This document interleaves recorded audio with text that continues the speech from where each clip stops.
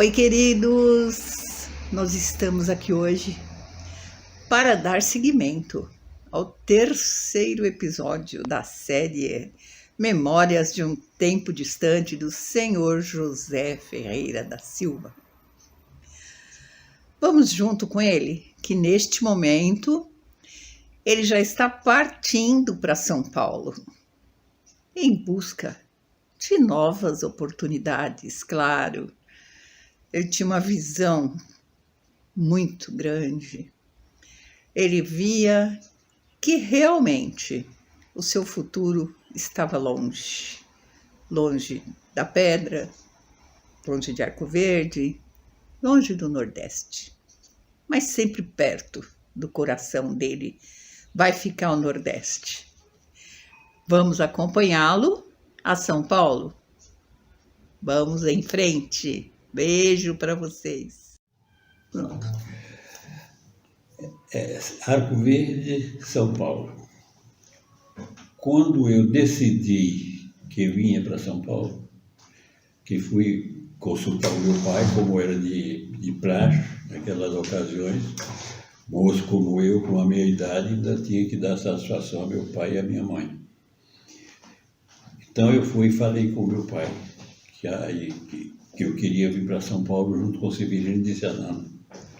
E ele não gostou muito da ideia. Mas ele aceitou com uma condição dele vir junto. E eu aceitei, né? Com certeza. Primeiro ele ia financiar para mim a minha vida para cá. Com ele ou sem ele, né? E aí foi que resolvemos a viajar para cá no mês de março. Eu acredito que a gente deve ter chegado aqui mais ou menos lá por volta dos 23 de março de 1947, depois de ter viajado de Arco Verde a São Paulo, num pau de arara, que era o nosso avião da época. Isso durou uma semana. Uma semana? Uma semana. E não foi fácil. Mas era o que a gente queria, né? Era o que a gente queria, era vir para cá e não tinha outra condução, como se diz, quer dizer, ter tinha, né? Mas para mim era a única, era aquela. E aí nós viemos e chegamos aqui em março, eu acredito que é no dia 23 de março de 1947. Certo. A intenção nossa era melhorar. Ter tempo, ter dias melhores como profissão na vida da gente. E tivemos a sorte de ter chegado nessa serra, nessa cidade, nessa terra sagrada. E com 2 dias que a gente chegou aqui, a gente já estava trabalhando, que era exatamente o que a gente queria, é o que a gente procurava. E posso dizer que até hoje, se fosse o caso, eu estaria trabalhando. Mas trabalhei todo o tempo que eu pude em prol desse Estado. Que hoje, depois do meu casamento com a Consa, que foi uma novela meia brava, ela me deu uma rasteira, depois a gente foi lá e acertou as coisas. Ela me mandou uma carta meio mal criada, mas com muita educação. E eu, junto com meu primo, fomos ler essa carta e cada um pegamos uma fogueira danada. Aí ele reclama disso até hoje. E por aí a gente foi tocando a vida, né? Fomos tocando e fomos conseguindo se entrosar, que foi muito difícil no início por causa da situação que a gente tinha com relação, costumes completamente diferente. A melhor coisa que a gente fazia aqui era não falar. Quanto menos falasse, melhor, porque quanto mais falava, mais era criticado, porque aí todo mundo ia rir da maneira de como a gente falava. E foi difícil. E o clima também, né? E o clima aqui era também, muito frio aqui, um clima né? muito diferente. Lá um clima tropical muito gostoso de lá, que a gente estava acostumado. E aqui não, aqui a diferença, aqui era mais para europeu e não para um nordestino como eu, que chegava de 40 graus para chegar aqui a 5 graus, a 10 graus, aí foi complicado o negócio. Mas, de pouco a pouco, nós fomos se entendendo com tudo. Em muitos momentos a gente ficava triste, ficava desorientado, ficava pensando, poxa vida, por que eu estou aqui? O que eu estou fazendo aqui? Eu não sou daqui. E assim a gente foi tocando e foi somando. Então, foi o tempo que foi passando a coisa e eu tive que ir para me alistar no Exército, logo que chega em qualquer lugar desenvolvido, tem que fazer isso, né? E isso precisava fazer para trabalhar. Se você não tivesse na minha idade, se não tivesse pelo menos o alistamento militar, você não podia ser, porque você não estava legal com o Exército. Sim. Então tinha que ter. Todas as documentações de praxe foi exigido. E isso foi feito, né? E aí, dessa dificuldade de vai para lá e vem para cá, arruma documento e tal. Quando eu vim para cá, para São Paulo, eu estava noivo da Consuelo, e depois vai hoje, vai amanhã, vai esse ano não dá porque não dá, por isso, por aquilo, e vai passando, foi enrolando o negócio. Eu sei que ela mandou acabar o casamento e depois eu tive que lutar para fazer. Mas eu tinha um parceiro muito bom, que era o Odilon Tavares, que tanto ajudava daqui para lá, como de lá para cá. E no fim, quando foi em 50, dia 8 de dezembro de 1950, eu fui lá e busquei ela. Aí, desse casamento, tenho 2 filhos, graças a Deus, Valtimir e Isildo.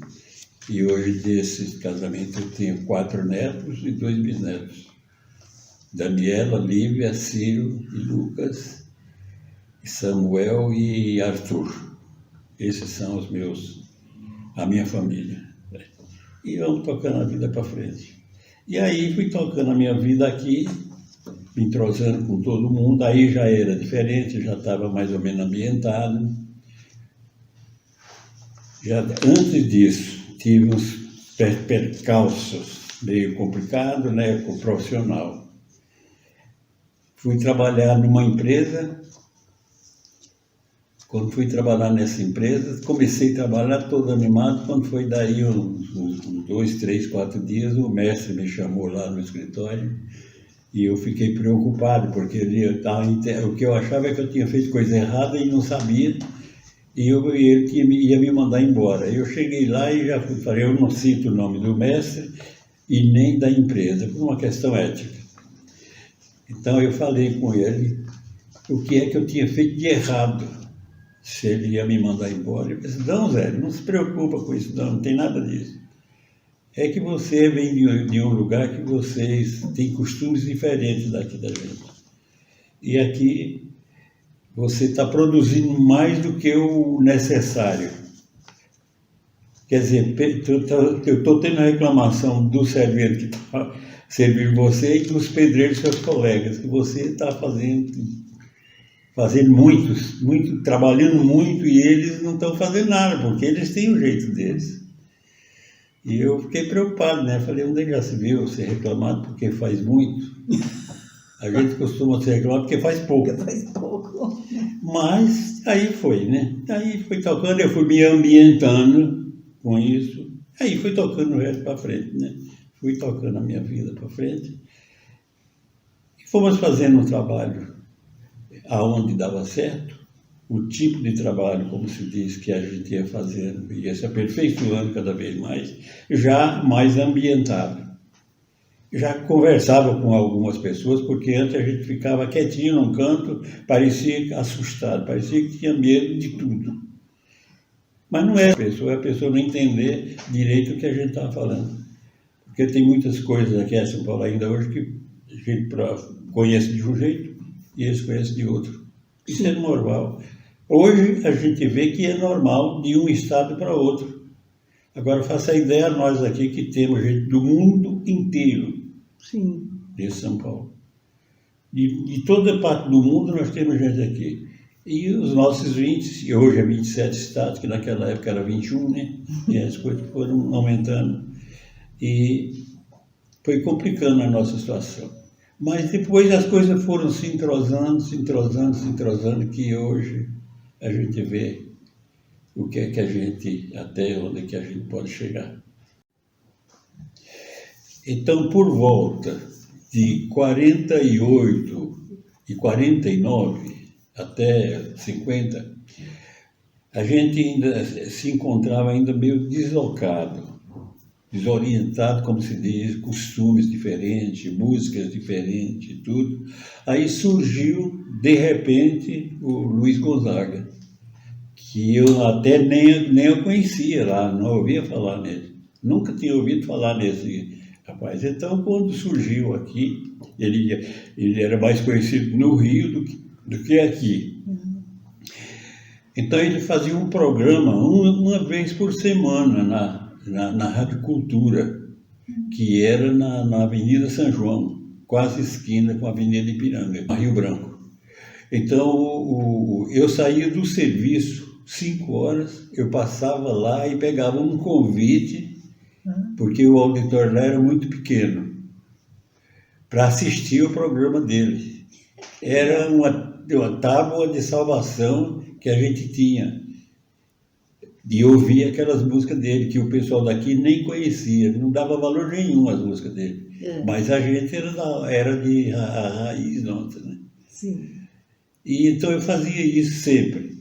E o programa dele, então o animador era Hélio, chamavam ele Hélio Folia de Araújo. Depois o Hélio viu que as coisas tomou uma proporção muito grande, e aí botou o Luiz Gonzaga para cantar na marquise do prédio. Aí a gente fechou a Avenida do São João. Veio baiano de tudo quanto parte do mundo. Baiano, porque todo mundo era baiano, né? Todo mundo era baiano. Independente de onde fosse. Independente de onde fosse. Cearense, baiano, sergipano, não. Estava ali, era baiano. Então, tudo bem. A gente nunca Vamos ser baiano, não tem contestou isso, não.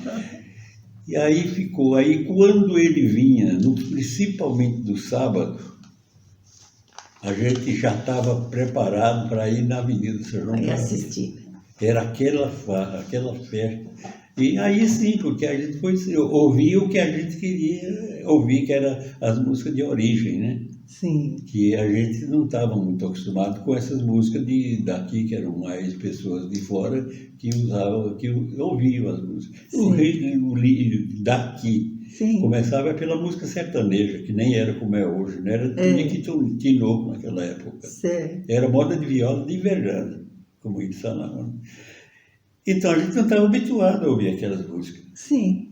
Achava muito estranho. Estava habituado com o chachado. Do jeito que a gente achava estranho a música de Tunique Tinoco, porque era um sertanejo que a gente não conhecia, eles também achavam estranho o Luiz Gonzaga. Luiz Gonzaga. Né? Por que eu vou ouvir Luiz Gonzaga? Eu não sei nem o que ele está dizendo. Quem é esse cara, né? Pois é.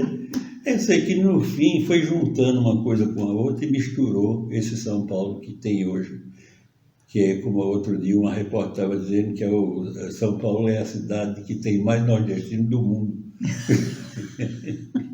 E eu estou de acordo com ela, porque, como se diz, que não seja só nordestino, mas é do norte, do sul, de tudo quanto é lado, chegou aqui e ficou. Foi muito bom isso. Bom, aí o senhor se casou, teve os filhos aqui em São Paulo, Sim, né? É. Aí veio uma outra ideia brilhante, né? Oi, queridos. Vocês não imaginam a alegria de estar aqui novamente com vocês, encerrando esse capítulo, porque ainda tem mais um. Não é o último. O último vai ser, né? Acho que meio triste.